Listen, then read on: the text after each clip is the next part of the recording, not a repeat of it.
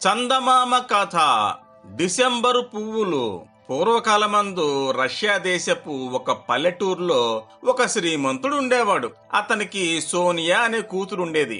సోనియా తల్లి పోవడం చేత తండ్రి మళ్లీ పెళ్లి చేసుకున్నాడు. రెండవ భార్యకు నటాషా అనే ఒక కూతురు ఉంది. నటాషా పెరిగి పెద్దవుతున్న కొద్దీ ఆమె తల్లికి సవతి కూతురు పైన అసూయ ఎక్కువ కాదొచ్చింది. తల్లి కూతుళ్ళు పాపం సోనియాను యామయాతనలు పెట్టసాగారు.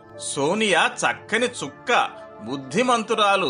ఊర్మికి పెట్టినది పేరు. సవతి తల్లి ఎన్ని తిప్పలు పెట్టినా భరించేది. తన మీద పడిన ఇంటెడు చాకిరి సంతోషంగా చేసేది. ఇదంతా తండ్రికి తెలుసు. అయినా వాళ్లను ఏమీ అనలేకపోయేవాడు. ఏదో వంక పెట్టి తల్లి కూతుళ్ళు సోనియాను ఇంటి నుంచి వెళ్లగొట్టాలని నిశ్చయించారు.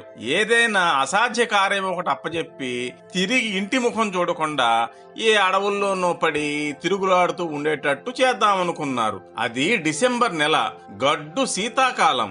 రష్యా దేశంలో శీతాకాలం అంటే మన దేశంలో లాగా కాదు.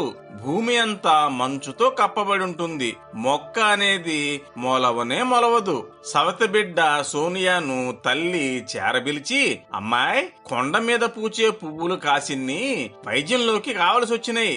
ఏ శ్రమలైనా పడి ఆ పువ్వులు పట్టుకురావాలి, వెళ్ళు వెంటనే అంటూ వేగిర పెట్టింది. సంతోషంతో బయలుదేరింది సోనియా. పీడ వదిలింది. ఇక అది మళ్లీ గడప తొక్కడం కల్లా అనుకుని సంతోషించారు తల్లి కూతుళ్ళు. పోయి అడవులెన్నో తిరిగి సోనియా కొన్నాళ్లకు ఒక కొండ ప్రదేశం చేరుకున్నది. అదంతా మంచుమయం. దారి తెన్నో తెలియడమే లేదు. అయితే అల్లంత ఎత్తున మిణుకుమంటూ ఒక చిన్న వెలుగు అప్పుడప్పుడు కనిపిస్తూ వచ్చింది. ఆ వెలుగు గుర్తుగా పెట్టుకుని ఆమె అదే వైపు పోసాగింది. చేరువకు పోయిన కొద్దీ ఆ వెలుగు పెద్దది కాదొచ్చింది. ఆమెకు ఆశ్చర్యం వేసింది. ఇంకా దగ్గరికి వెళ్ళింది. అది ఒక చలిమంట. దాని చుట్టూతా కొంతమంది పురుషులు కూర్చొని చలిగాచుకుంటున్నారు. సోనియా ధైర్యంగా మంట దగ్గరికి వెళ్లి కూర్చున్న వారికి నమస్కరించింది. కూర్చున్న వాళ్ళు 11 మంది. అక్కడనే పక్కన ఎత్తైన ఒక సింహాసనం మీద ఒక ముసలిరాజు తలపైన కిరీటము, చేతిలో రాజదండము ధరించి కూర్చున్నాడు. సోనియా పెట్టిన నమస్కారాన్ని ఆయనే అందుకున్నాడు. కూర్చుని ఉన్న 11 మందిలో ఒక ఆయన ఆమెను పలకరిస్తూ, అమ్మాయి, నీవెవరవు? మానవులు రావడానికి వీలు కాని ఈ ప్రదేశానికి ఈ అపరాత్రి వేళ పనిగట్టుకుని ఎందుకు వచ్చావు అని ఆశ్చర్యంగా అడుగుతూ, మళ్లీ ఆ వెంటనే, మేము మాసాలను పాలించే రాజులము. జనవరి, ఫిబ్రవరి, మార్చి, ఏప్రిల్ మొదలైనవి మా పేర్లు. ఏడాది 12 నెలలలో ఒక్కొక్క నెలకు ఒక్కొక్కరం అధిపతిగా ఉంటాం. ఇప్పుడు ఆ సింహాసనం మీద కూర్చున్న ఆయన డిసెంబర్ మహారాజులుంగారు అని ఆమెకు తెలియజెప్పాడు. సోనియా గిరుక్కున డిసెంబర్ మహారాజుల వారి వైపు తిరిగింది.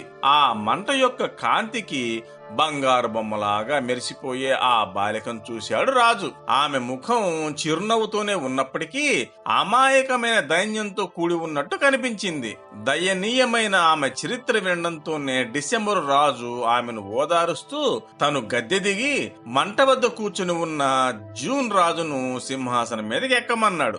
జూన్ రాజు గద్దె మీద కూర్చుని ఆజ్ఞాపూర్వకంగా ఒక్కసారి మంత్రదండం ఊపేసరికల్లా కొండ మీది మంచు త్రుట్లో కరిగిపోయింది. చూస్తూ ఉండగానే భూమి అంతా పచ్చగా కన్నుల పండుగగా కనిపించింది.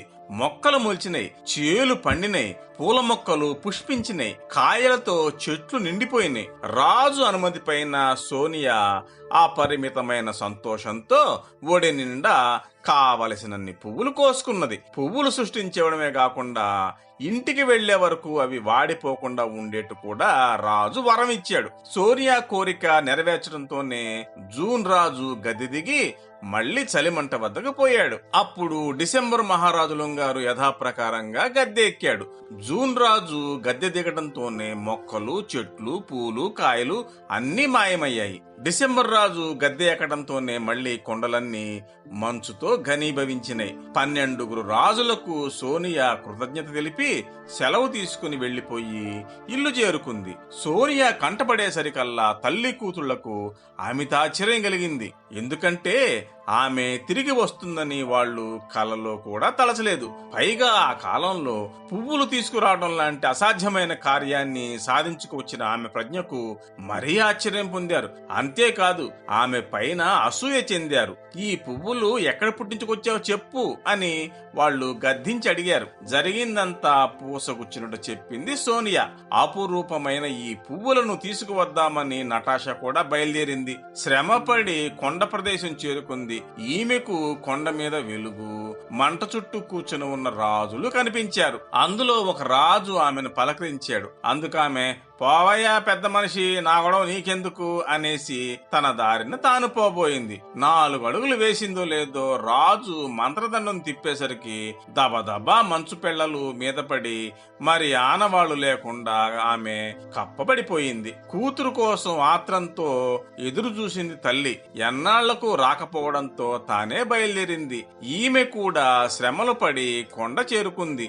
రాజులు వేసిన కుశల ప్రశ్నకు ఈమె కూడా వికటంగానే జవాబు చెప్పేసరికి కూతురుకు పట్టిన గతే తల్లికి పట్టింది. తల్లి కూతుళ్లు తగిన శాస్తి అనుభవించారు. తల్లి కూతుళ్లు తిరిగి రాకపోవడంతో సోనియాకు కలవరం పుట్టింది.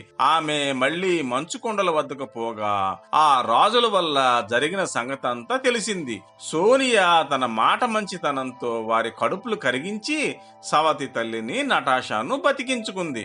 జూన్ మాసంలో పుయ్యవలసిన పువ్వులను ప్రత్యేకించి సోనియా కోసం డిసెంబర్ నెలలోనే సృష్టించి ఇచ్చిన జూన్ మహారాజు ఆజ్ఞ ప్రకారం ఆ పువ్వులకు డిసెంబరు పువ్వులు అనే పేరు శాశ్వతంగా నిలిచిపోయింది.